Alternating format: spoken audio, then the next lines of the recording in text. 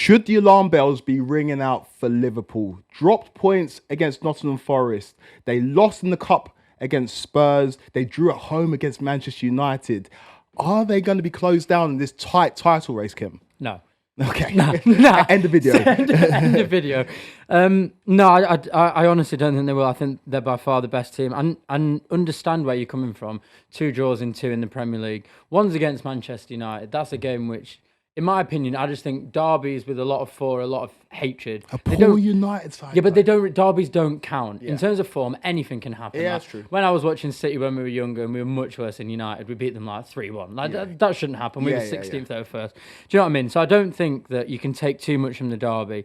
And then Forest, they're the informed team. They're the biggest surprise. They've got an unbelievable atmosphere at the City ground as well. And let's be completely honest, Liverpool deserved to win that game. The one thing I think about Liverpool, and the Forest game was a bit of a microcosm of it, is Liverpool would have won that game 3 or 4-1 if Mohamed Salah had his shooting boots on. Yeah. And when he's not firing, which he wasn't against Forest, they couldn't pick up the 3 points. Darwin Núñez, we know he can't hit a barn door with a banjo. Luis Diaz, not a striker. Gakpo's been in very, very good form. But when Salah's not performing at his absolute peak level, which is 1.58 goal involvements per game, that's absolutely unheard of. Yeah. But in that Forest game, he missed a few really, really good chances. And because of that, Liverpool didn't win. Do you think that they're a little bit light up front if Salah's not performing? I wouldn't say in terms of personnel, but I'd say probably in terms of performance of some of those players who should be contributing more goals. We should be seeing more goals from a Luis Diaz. We expect a little bit more from a Darwin Núñez considering his price tag. Jota came off the bench in that game and he scored with his first touch. I think he comes back into that starting 11 because he is their most natural goal scorer. Despite the fact that Salah is obviously Mo Salah, I think Jota's just got that eye for goal and he's got that instinct when he's in front of goal. But it's a Liverpool team that I still think are the best team in the country. Yeah. I was really impressed with Gravenberch's performance against Forest. I think they're a team that they are front runners as well. When things are going well, they're clicking, they've scored an early goal. I think it's very, very difficult to peg them back. But when they do go a goal behind, they make a little bit more hard work of it. And I think that Arsenal sense an opportunity because before the season, who had Liverpool winning the league? Yeah. Not many people. People thought it would be either City or Arsenal. But forgetting the quality that Liverpool do have, you think about how good Mo Salah is, you think about how good Virgil van Dijk is, Trent Alexander-Arnold, incidentally, all players that are out of contract. They're 3 players that walk into Real Madrid starting 11, and Real Madrid is seen as the benchmark, the gold standard in football. And Liverpool have got 3 of those players. And you think about how good Alisson is, one of the greatest players of all time in the Premier League in terms of his position.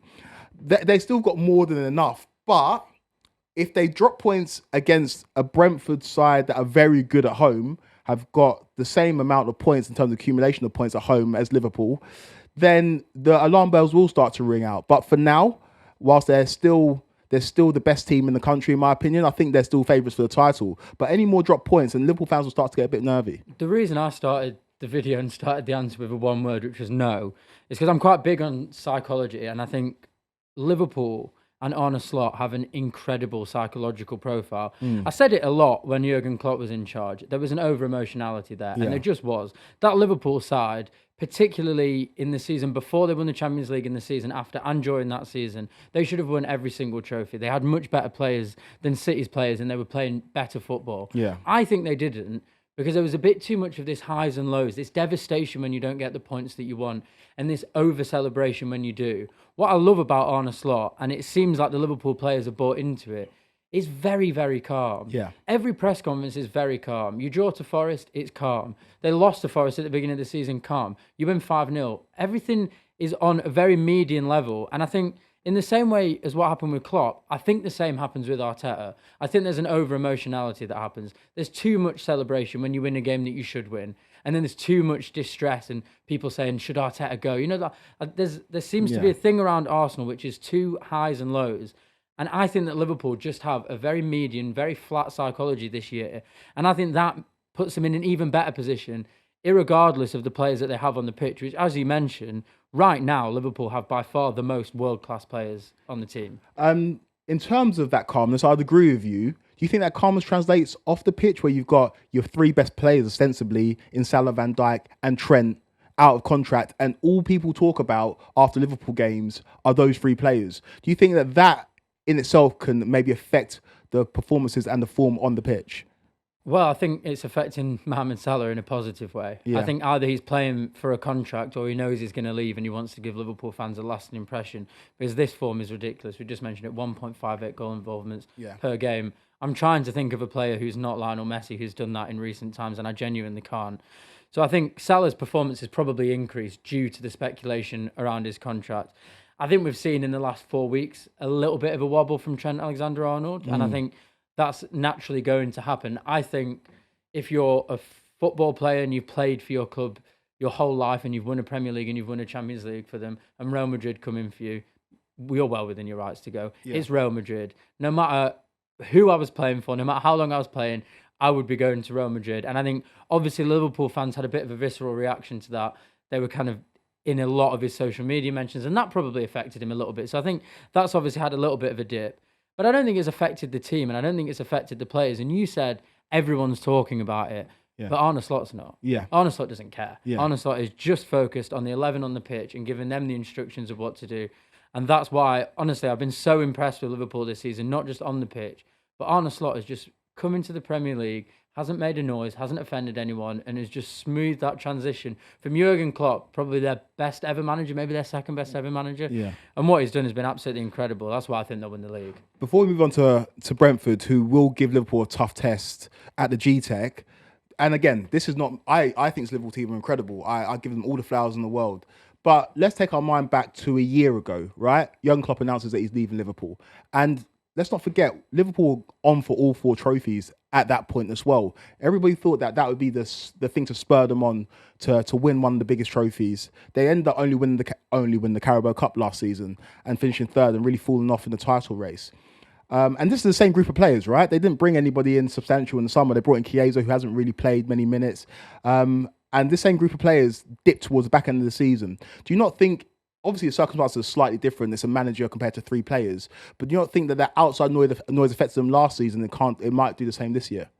Not really. And I think the managers are just really, really different. I think Jurgen Klopp, as amazing as he was, and I think you never want to diss Jurgen Klopp because what he brought back to Liverpool, that sense of community, that sense of spirit in the whole city and everything, was absolutely unbelievable, and you don't want to diss him.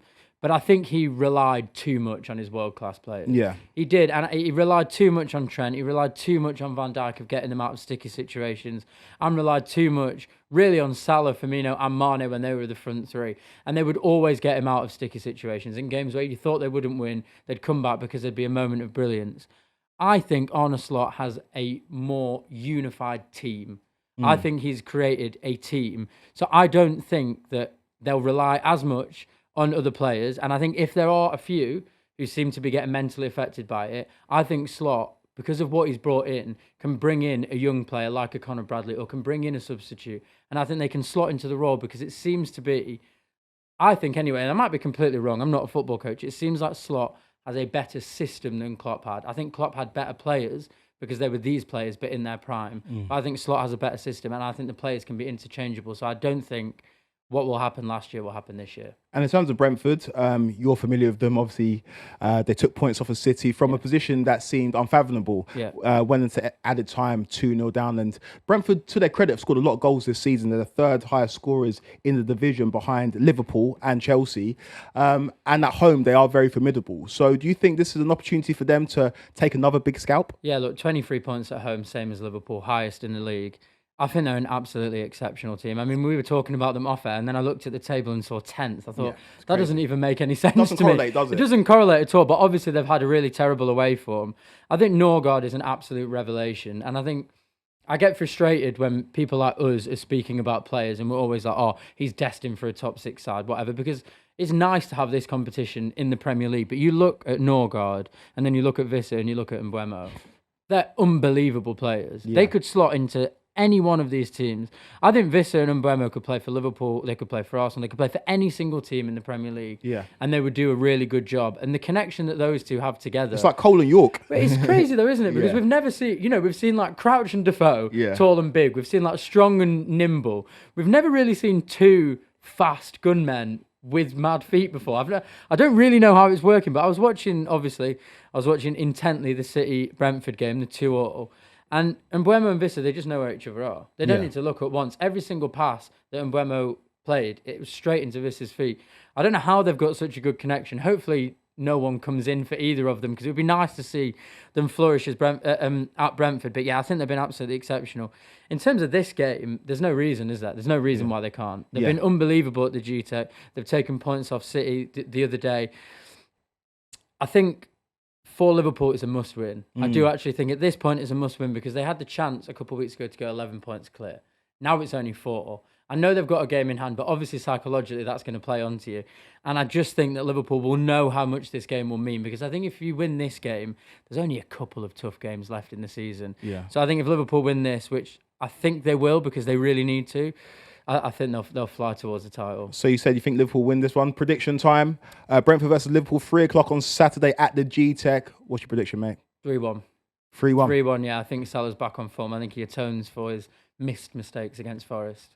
I agree with that. I think it's going to be 3-1 as well. I think Liverpool defensively have shown some frailties when Kothari dropped out of the squad through injury and they had to bring other centre-backs to go next to Van Dijk. I think they kind of lost that defensive solidity, but going forward, they're as good as anybody. So I agree with you, mate. 3-1 Liverpool.